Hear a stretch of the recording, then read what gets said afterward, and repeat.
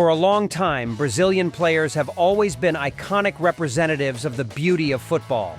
Among us, it's hard to find anyone who hasn't been captivated and enchanted by a player from the land of samba. Many people just assume, you're Brazilian, you must be good at football. It's no surprise that Brazil produces a massive number of players, most of whom are exported abroad.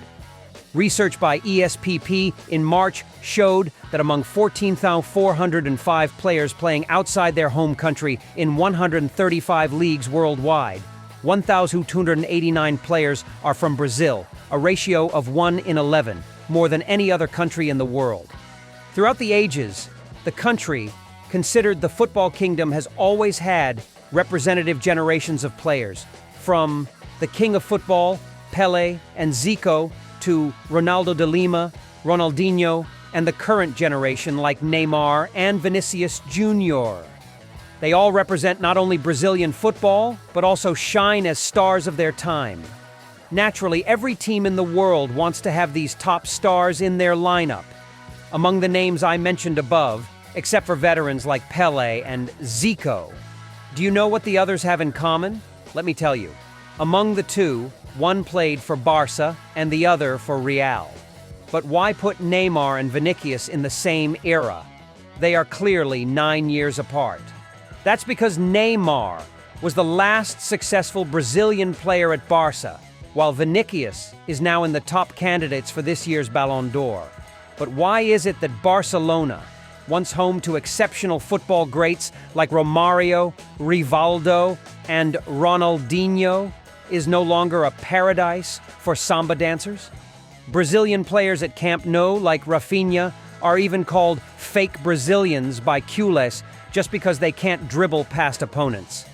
Meanwhile, their rival, Real Madrid, is succeeding with Vinicius Jr., Rodrigo, and Eder Militão, not to mention the upcoming talent, Endrick. Real Madrid has a pretty good track record of recruiting young talents.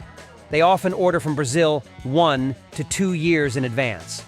That's how Los Blancos recruited Vinicius, Rodrigo, and even Endrick. But the price they have to pay is not low at all. According to Transfermarkt, over 120 million euros is the amount Real has spent even before these players turned 18. Of course, Barca is not far behind. They also brought in prodigy Vitor Roque. However, after just 4 months, there are already rumors that Barca will sell him if the price is right, even at a loss compared to the purchase. This deal has also led to conflicts at the top level. Sport reported that the recruitment of Roque was directed by sports director Deco, while Xavi was initially not too impressed with this player.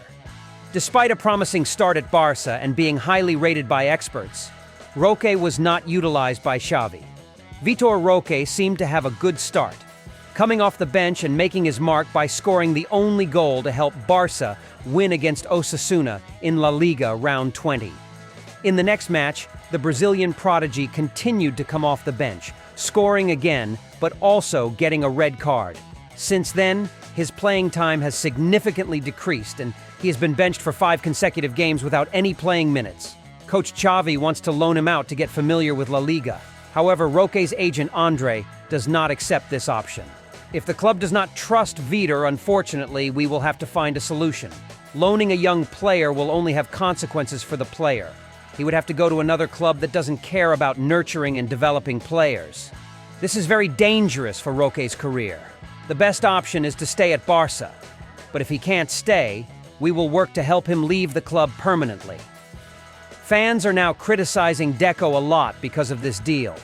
This can be explained by Barcelona's player usage style. They often seem quite hasty with their signings. Most of the time, Barca buys players and uses them immediately without a pre-planned path, which pressures the players and has adverse effects. Vitor Roque is just one of them, alongside other failed Brazilian deals like Coutinho, Arthur Melo, Malcolm, and Rafinha. Ironically, their most successful Brazilian after Neymar's departure was Paulinho, brought in from China but sold after 1 season due to financial issues, earning Barca a profit of 2 million euros. Looking at Real Madrid, it's no coincidence that this club shows a knack for young players, especially South American stars in general and Brazilian stars in particular. History has shown that Los Blancos are quite fond of Brazilian players, with a total of 31 players. Some of the most famous samba dancers include Roberto Carlos, Ronaldo, Robinho, and Roberto, followed by Marcelo, Kaká, and Casemiro. Now, the future belongs to Vinicius Jr., Rodrigo, Eder Militão, and possibly Endrick. The success of Real Madrid in winning La Liga and qualifying for the Champions League final is thanks to their investment in young football talents and maintaining this consistently in recent years. To reap the rewards, instead of doing like Barca and recruiting stars at the peak of their careers in the past 15 years, the Royal Spanish club has focused on polishing raw gems. From there, young talents at Los Blancos gradually mature and become key players, leading the team to the pinnacle of glory. The most typical example of the success of this approach is Vinicius Jr. In the summer of 2017, Real boldly spent €45 million to pre-order the 17-year-old striker from Flamengo.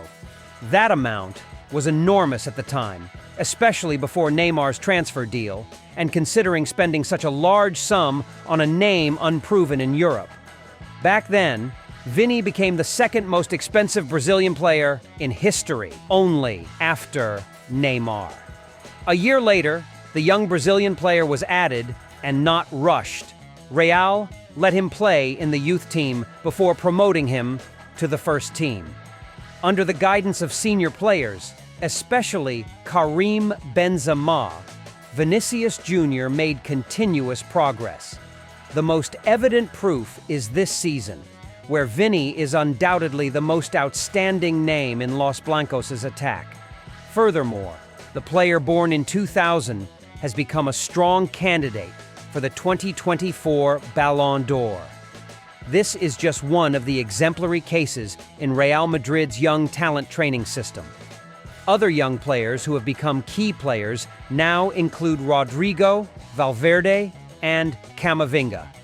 Among the young talents brought in, only Jude Bellingham is an exception, immediately securing a starting spot in the first team and making a significant impact.